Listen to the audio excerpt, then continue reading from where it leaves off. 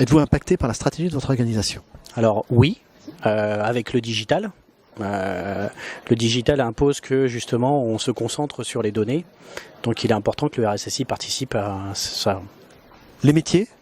Oui, aussi. Là aussi, plus on va être en amont de la sensibilisation pour leur expliquer les mécanismes de sécurité, de sensibilisation sur l'importance des données à caractère personnel, plus on va être en amont, plus on va leur faire comprendre et mieux on aura des réussites et une meilleure maîtrise.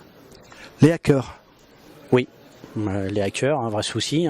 Aujourd'hui, on est une banque, donc il n'y a pas un jour où on n'a pas des cas de fraude. Voilà. Surtout qu'on met des choses comme les monnaies virtuelles. Là aussi, on peut s'interroger sur ces choses-là qui incitent fortement les hackers. Vos budgets? Budget faible. Mais en progression. Je pense que les résultats de la sensibilisation que je mène au sein de mon entreprise permet d'avoir des meilleures choses. Les données? Très important. Un gros impact. Les données, c'est pour moi l'avenir de notre métier et même du business. Aujourd'hui, il y a des enjeux majeurs sur la partie qualité des données. On le voit bien avec le learning machine, le big data, toutes ces choses-là, quoi. Le cloud? Enjeu majeur. Chose à pas rater pour un RSSI, puisqu'on a beau dire non, faut pas y aller, on ira tous, faut pas rêver.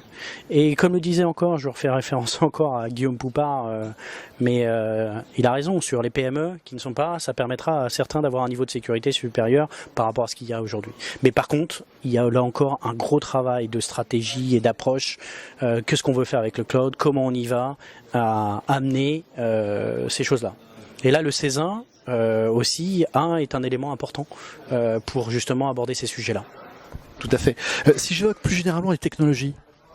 Technologie incontournable aussi, je veux dire, voilà, notre métier aujourd'hui, on est dans la banque, aujourd'hui les applications mobiles, et alors là on est dans un paradoxe puisque en fait on est sur deux systèmes, deux mondes différents. On a nous ce qu'on appelle le gros système, avec les IBM, les AS400, et de l'autre côté on a les tablettes, l'iPhone, donc comment faire cohabiter tout ça, c'est des vrais enjeux aussi.